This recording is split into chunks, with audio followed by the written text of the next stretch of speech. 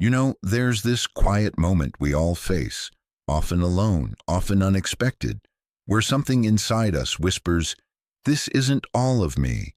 You could be walking through a crowded street, lying in bed after a long day, or just staring at your reflection, and for a split second, the mask slips. You catch a glimpse of something deeper, darker, maybe even uncomfortable. That's your shadow stirring. Carl Jung once said, "Who looks outside, dreams.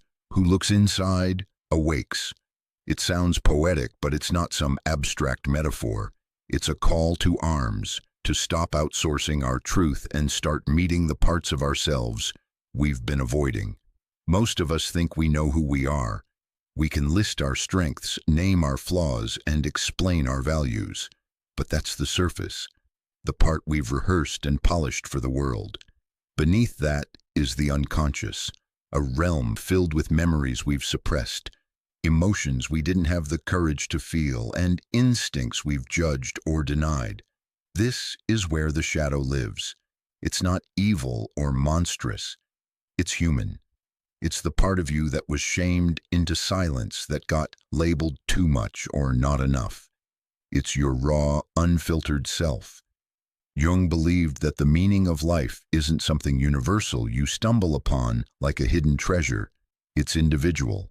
It's born from within. And to discover it, you have to pass through the gates of your own darkness, because your purpose isn't separate from your pain. It's often forged by it. But here's the thing, the shadow doesn't reveal itself to the curious tourist. You have to commit.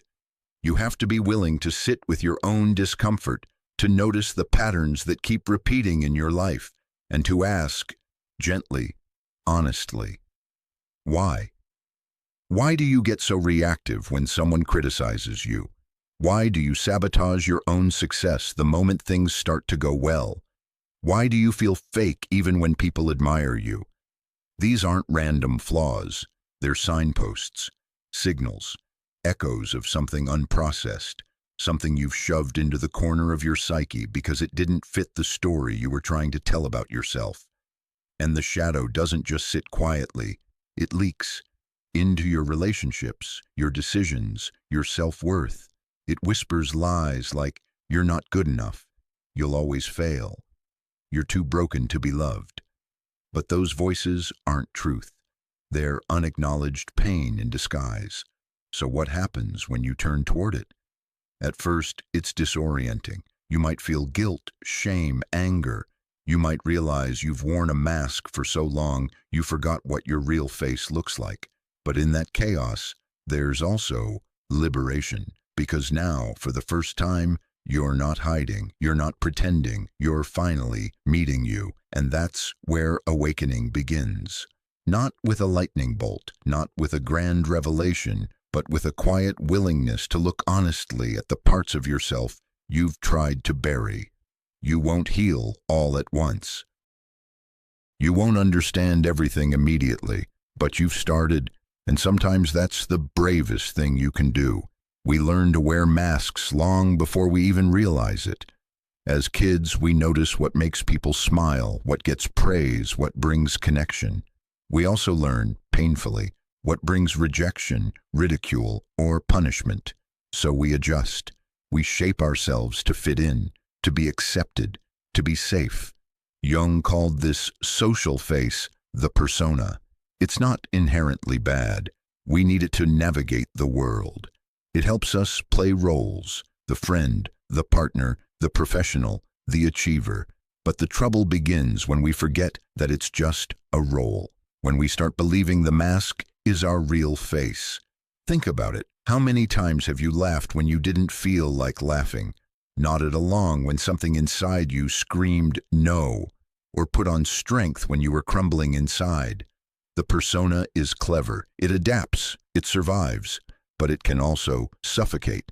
Because every time we betray what we truly feel to keep the peace or gain approval, we exile another piece of ourselves. You might be the confident one, the strong one, the always happy one. And yet inside, there's a quiet desperation, a longing to be seen not for the performance, but for the person. But here's the paradox. The world often rewards the mask. People love your persona. They cheer for it. They depend on it. So taking it off feels dangerous, like you're risking being unloved, misunderstood, or even abandoned. So we stay stuck. On the outside, we seem fine, even successful. But inside, there's emptiness, a slow erosion of authenticity, and the shadow. It festers in the background, growing heavier with every denied emotion, every suppressed truth, every part of us that was labeled too much or not enough. Eventually, the mask cracks. A relationship falls apart. A career feels meaningless. The anxiety won't shut up. The anger leaks out.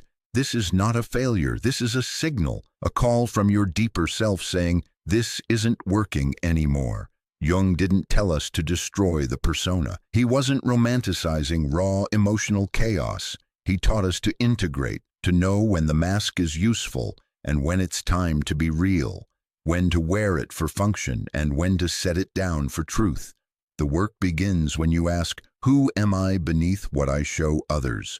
What parts of me have I sacrificed for acceptance? Where did I learn to be ashamed of my true self? Peeling away the persona is uncomfortable. It means unlearning habits that made you feel safe. But every time you show up honestly, even a little, you take back power from the illusion. And something beautiful happens. People start to connect with you, not just your mask. The real you, flawed, yes, vulnerable, yes, but also more alive, more whole, more rooted in something unshakable. You begin to feel peace, not because everything is perfect, but because you're no longer hiding. And that, right there, is the beginning of freedom. There's a strange kind of mirror we carry with us, and it doesn't show our face. It reflects back the parts of us we've disowned. And the way it works is deceptively simple. Whatever triggers you in someone else might be a glimpse of something you've buried in yourself. You ever catch yourself thinking, ugh, I can't stand how selfish she is, or why is he so lazy, so arrogant, so dramatic? That reaction, that heat, isn't always about them. Sometimes it's projection. Jung described projection as the mind's defense mechanism, a way of taking what we don't want to admit in ourselves and pinning it onto others. It's not conscious. That's what makes it tricky. But every judgment, every strong emotional reaction is an invitation, an arrow pointing inward. Ask yourself, why does this bother me so much? Is it really about them, or is it about me? Maybe you despise arrogance because you were taught to always stay small, and deep down you resent that. Maybe laziness enrages you because your own need for rest was never honored, and now you punish yourself and others for wanting ease. Maybe someone's boldness shakes you because it reflects the courage you haven't allowed yourself to own. It's not about guilt. It's not about becoming a doormat. It's about curiosity, radical honesty. This part of the journey is like excavation. You dig into the places you've sealed off. You notice the voices in your head. You're not allowed to feel that. You shouldn't want that. That part of you is wrong. But those parts never left. They became shadow. The healing begins when you stop demonizing those parts and start listening. When you stop asking, how do I get rid of this? And start asking, what is this trying to show me? It's not easy. It means taking ownership. Owning that the chaos outside often reflects the chaos inside. That the people who annoy us most might be unwelcome teachers. That healing isn't always about comfort. Sometimes it's about confrontation. But this work gives you something priceless: clarity, self-compassion, the power to respond instead of react, the ability to say, this part of me is hard to face, but it's still me, and I'm not afraid of it anymore. When you make peace with what you've projected, the world softens. People trigger you less. Your heart expands, and slowly the fragments you disowned begin returning home, not to haunt you but to help you become whole. What if the parts of you you've been trying to silence were actually your greatest sources of strength? Most of us are taught to label emotions and behaviors. Anger is bad, laziness is weak, envy is shameful. So we try to suppress them, hide them, distance ourselves from them. But suppression doesn't make them disappear. It only drives them underground, into the shadow, where they gain power by being ignored. Jung warned, what we resist doesn't just persist, it grows monstrous. The more you deny your anger, the more likely it is to explode when you least expect it. The more you reject your laziness, the closer you crawl toward burnout. And envy? It festers, eating away at your joy from the inside out. But what if these dark traits weren't curses, but messengers? Anger, for example, isn't always destruction. At its root, it's a boundary alarm, a signal that something important has been violated. It's the fire that says, enough. When honored, not indulged, anger becomes courage. It fuels action, defends dignity, and protects the vulnerable. Laziness? Maybe it's not weakness. Maybe it's wisdom. Maybe it's your body begging for rest in a culture that worships hustle. Maybe it's resistance to tasks that aren't aligned with your values. When you listen closely, laziness can reveal misdirection and redirect you toward what truly matters. Even envy, that gnawing, bitter feeling, can point to desire. It shows you what you secretly long for. Instead of shaming it, trace it. What is it trying to awaken in you? What's the deeper hunger beneath the comparison? These feelings aren't your enemies. They're inner guides. Not always pleasant, but always honest. The mistake is in moralizing your emotions, dividing yourself into good and bad pieces. But you're not a battlefield. You're a whole ecosystem. Every part of you evolved for a reason. Every trait carries energy, and when you reclaim it, you reclaim power. This is shadow integration in practice, taking the raw, untamed elements of your psyche and shaping them into something meaningful, not by denying their presence, but by giving them a role, a purpose. Ask yourself, when does this emotion help me? How can I channel it constructively? What's its original intent beneath the distortion? This isn't spiritual bypassing. It's not about justifying harm. It's about responsibility, choosing how you want your energy to move through the world. Because the truth is, your shadow holds gold, not polished, not perfect, but real. And the more you mine it, the more you become. You don't grow by amputating parts of yourself. You grow by learning how to use them wisely. You can journal every day, meditate for hours, read every book on psychology, and quote Jung by heart. But if it all stays in your head, if you don't act, then the transformation never roots itself in the real world. This is the part most people resist, because understanding yourself feels safe. Thinking feels safe. But action? That's exposure, that's risk. That's where you're actually seen. Jung was clear. Insight is just the beginning. Meaning is born through embodiment, through doing. You don't find your purpose by contemplating it into existence. You find it by living it, even awkwardly, even imperfectly. You say you want to be a writer? Then write. Not when you feel inspired, not when it's convenient, but because it's who you are. And you're done waiting for permission. You say you want to be more honest, more free, more whole. Then speak truth even when your voice shakes. Set boundaries even when it feels terrifying. Take up space even when it feels like too much.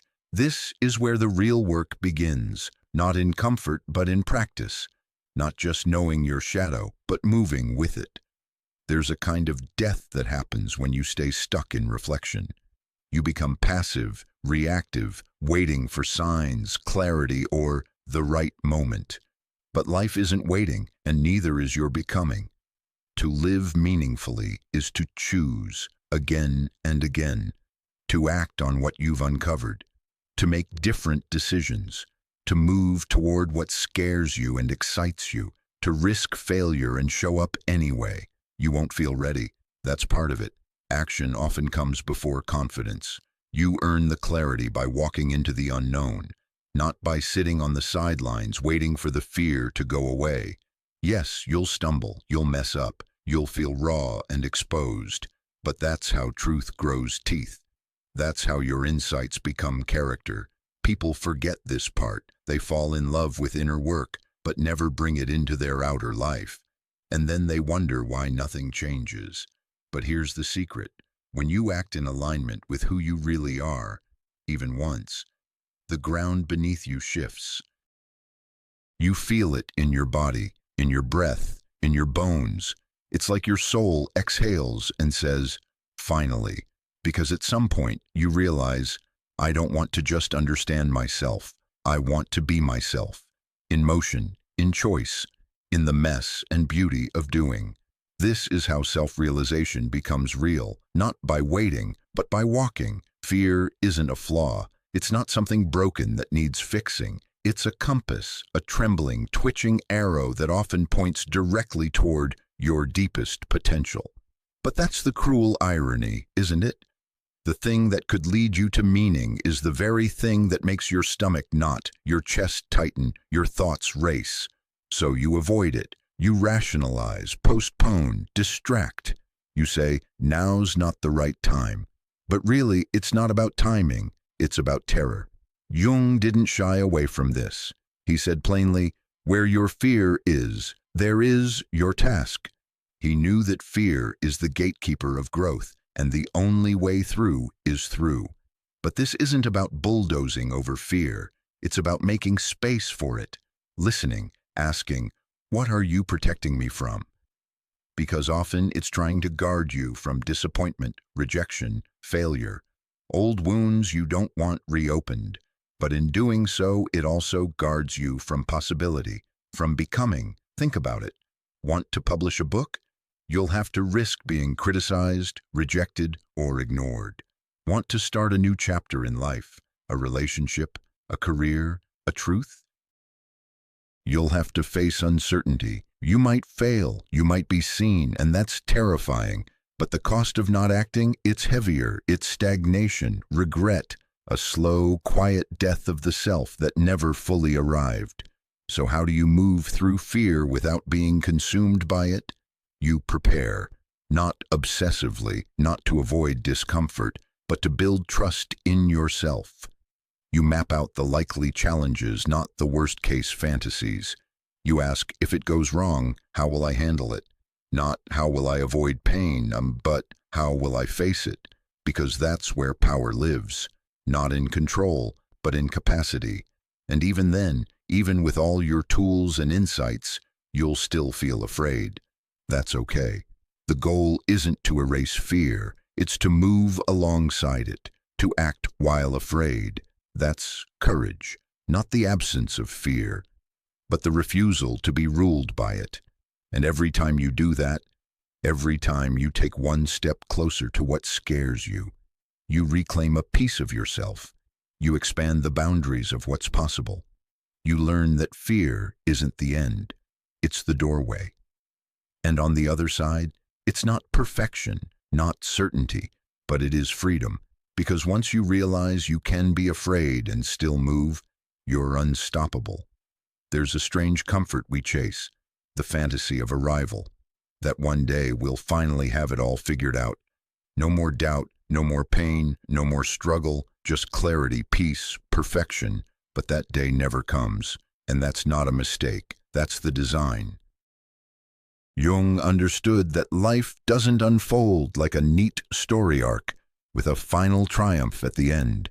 It spirals, it deepens, it challenges, and meaning doesn't come from reaching a finish line. It comes from how you walk the path, especially when the path breaks you open. Real transformation doesn't make you invincible. It makes you honest, humble, more connected to your own vulnerability, and more compassionate toward the pain of others. Because once you've faced your shadow, your shame, your fear, You stop pretending. You stop judging so quickly. You recognize the quiet battles everyone is carrying. And maybe most importantly, you stop needing life to be easy in order for it to be meaningful. You see, it's the moments of doubt that reveal your faith, the setbacks that sharpen your vision, the rejections that force you to realign with what actually matters, the pain that carves out space for deeper joy. There's no awakening without ache, no depth without dissent, and no purpose without participation. You choose meaning, not by erasing the hard parts, but by integrating them, by showing up with your full self again and again, even when it's messy, especially when it's messy. And that's the secret nobody tells you. The struggle isn't a detour from the path. It is the path. You won't always feel like you're winning. Sometimes just trying is the win. Just getting up. Just being honest. Just loving through the fear. That's victory. That's growth. So stop waiting to be fully healed before you start. Stop needing your life to look like someone else's highlight reel before you believe it matters. You're not behind. You're not broken. You're becoming. And that journey, with all its setbacks, shadows, and sparks of light, is what makes your life yours. Unrepeatable, sacred. Celebrate the days you move mountains, but also honor the days you simply don't give up. Because in the end, meaning isn't something you find. It's something you create by living all of it fully.